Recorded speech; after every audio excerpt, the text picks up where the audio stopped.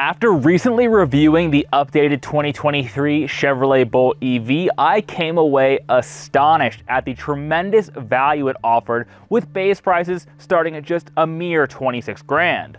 Now, hot on the heels of that, Chevrolet is cashing in on consumer demand for crossovers and SUVs with the introduction of this, the new and larger Bolt EUV, the electric utility vehicle. It features a lot of similar hardware to the Bolt, as well as some available upgrades that are exclusive to this new model. So should you buy a 2023 Bolt EUV? Well, let's go find out.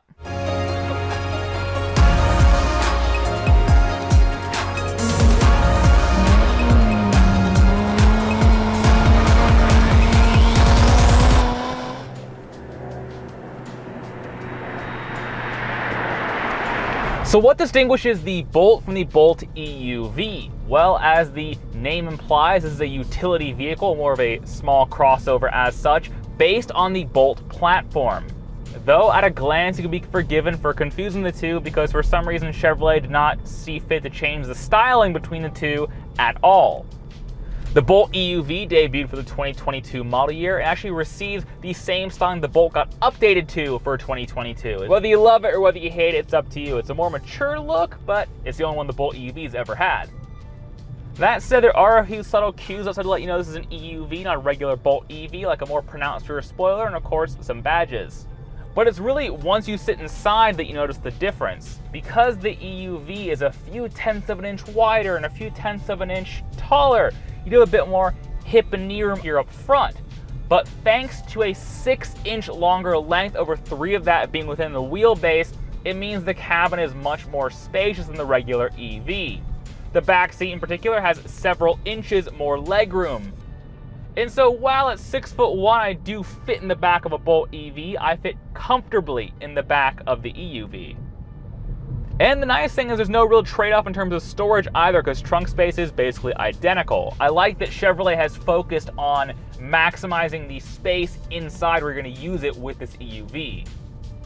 To better distinguish the EUV from the EV, like I mentioned, Chevrolet has locked in some available extras and goodies you can only get in this form factor, not in the smaller Bolt EV. That includes this entire trim level I'm currently sitting in. It's the top-of-the-line Premier trim.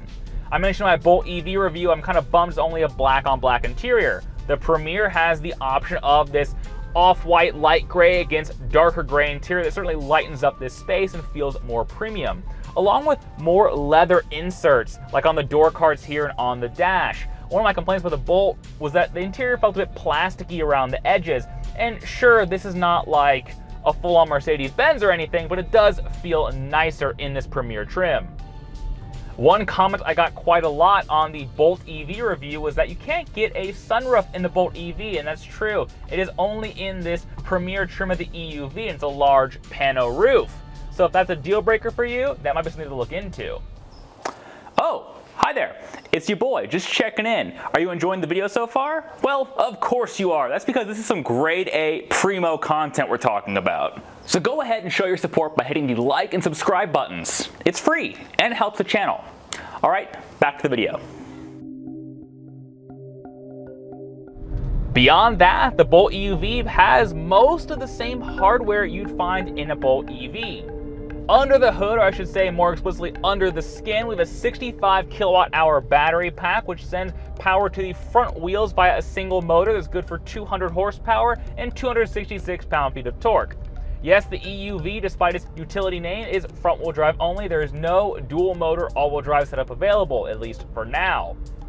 A bit of a common theme here, but because this is the same powertrain you get in the Bolt EV, the Bolt EUV with its extra length and about 250 pounds of extra mass returns slightly less in terms of range, 247 miles to the Bolt EV's 259, though I suspect a lot of buyers will happily take that trade-off for the extra space and of course utility. If you couldn't already tell, I'm going to be referencing the Bolt EV quite a lot in this video, so if you haven't already done so, please do click the link in the description down below or in the annotation above and watch my full review on that vehicle. It will answer a lot of your questions and give you a really great basis to understand where I'm coming from, what you should be looking at as a consumer.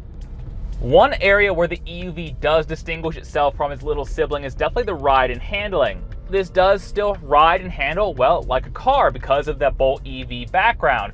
But the extra wheelbase, especially on the freeway, does result in a more relaxed and comfortable ride. That said, if you seeked out this review, I bet there are a few more important things on your mind, and don't worry, I'm going to get to them. Like the availability of Super Cruise. That is parent company General Motors' suite of autonomous driving assist that's only available on the EUV, not the regular EV. It costs $2,200 and it works on interstates around the country. Yes, only on the freeway, not on city streets or during town driving. My experience with the system overall has been quite positive. When you are in a super cruisable area, a little light on the dash lights up to indicate as such. You turn it on and, well, for the most part, it does a great job of driving the car for you. You just tell it the speed you want to go, then let go of the controls, and it takes care of everything from there. It'll follow traffic, it'll navigate bends in the road. It does a pretty good job. The only really thing you have to do yourself is, well, in general, keep an eye on the road, pay attention, and handle lane changes yourself, at least for now. Is the system worth $2,200? Well, it's been a bit of a mixed bag in that regard because that is a big ask. Also, that $2,200 price point comes with an asterisk because this is actually a subscription-based system. For the first 3 years, it's complimentary. After that, you're going to have to pay an additional fee, which is a definite bummer. For me personally, $2,200 would be a killer week vacation in Cancun with my wife, and that's a more impressive experience for the money, in my opinion, than this service. Does it work? Yes. Is it flawless? No. I have run into a few hiccups with Super Cruise in terms of its overall functionality. There are random stretches of California freeways where, due to degradation of the lane markers and things like that, the system just can't really see where it's going all the time, so it'll just disengage out of safety. And that's really the big thing about Super Cruise. It's a very conservative system. Even when it's engaged, the follow distance it keeps between you and other traffic is quite notable. And in LA traffic, people are going to cut you off and cause the thing to slam on the brakes. On a longer road trip though, I suspect this thing would be killer. Beyond that, my week with the Bolt EUV has been pretty smooth sailing overall. I have run into the continued issue in Los Angeles of running into broken public charging kind of all over the place. That's definitely an inconvenience. Though Chevy rectifies that because if you buy one of these things, they do a complimentary home installation of a level 2 charger. That's an AC charger that'll get you about 20 miles of range per hour plugged in. So basically plug it in overnight and the next day you're good to go.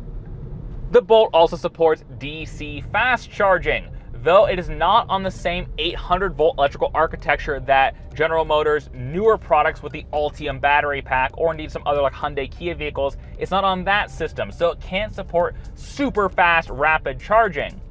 That said, I've yet to find a charger in the wild that's even fast enough to take advantage of that anyway. That's kind of a moot point, at least for now. In the future, things might be different. And one last note about the electrical architecture of this vehicle. After 401 miles of driving with the Bolt EUV, I've averaged 4 miles to a kilowatt hour. That's kind of like your MPG equivalent. Multiply 4 miles per kilowatt hour times a 65 kilowatt hour pack, and you get a theoretical range of 260 miles in the real world. Actually, a little above the EPA estimates, and it's kind of been a similar experience to what I experienced with the regular Bolt EV. So it definitely earns brownie points in terms of real world efficiency there. And I'm sorry, the numbers fest is not over yet. We have a few more things to cover. Because the other big thing you care about, besides the tech and luxuries available in this EUV Premier trim, is the price. Like I mentioned, the base price of this thing is just 28 grand. That is an unbelievable deal in the marketplace. The reason for that price is because Chevrolet dropped the price of the Bolt EUV $5,900 for the 2023 model year. The reason why they've done that, well, it's an edge to stay competitive, first up, and secondly, General Motors, the parent company, has sold enough EVs that they no longer qualify for the federal tax credit. Originally, buyers qualified for a $7,500 tax credit when they bought an EV. Now that that's up and General Motors can't claim that, well, they decided to lop the price right at the front instead. And to me, like I mentioned in my Bolt EV review, I think that's the way to go because not everyone's going to have $7,500 worth of tax liability come April, but everyone can enjoy the new reduced price. And to answer some comments in that first video, yes, General Motors is retroactively applying that 2023 price to existing 2022 models, so you don't have to wait for 23 to appear on your dealership lot. In fact, some people who recently bought 2022s are actually getting rebate checks in the mail from GM to reflect the difference in price, which is awesome. So the EUV has about a $1,600 price premium over the regular Bolt EV, and I suspect for a lot of people that's going to be money well spent just for the extra size. This fully loaded Premier trim is 37 grand, which sounds expensive until you realize this thing fully loaded has pretty much all the luxuries you'd ever want of any vehicle for 37 grand, let alone an electric one. Oh yeah, and still, even at that price, it's thousands of dollars less than the base price of a Hyundai Ioniq 5 or a Mustang Mach-E or a Kia Niro EV. Anything you compare the Bolt twins to, they come out on top in terms of value. It's really unparalleled value right now, and so impressive in my opinion. The Bolt EUV is comfortable, refined, efficient, economical somehow. It's kind of mind-blowing that Chevrolet has basically gotten an electric vehicle on parity to a gasoline vehicle in terms of pricing, which should make this a really great entryway for a lot of buyers who want to dip their toes in the electric vehicle markets maybe for the first time. And the fact they alleviate your charging woes by offering home installations for free is just icing on the cake. It really does make the stresses of adapting to an electrified world that much easier. So, needless to say, I'm a huge fan of both the Bolt EV and this new EUV model. And I think that's all I got for this one, guys. So, my name is Jake, you've been watching Drive, Break, Fix, Repeat, and I'll see you guys next time where I go do more fun things with cars. Bye.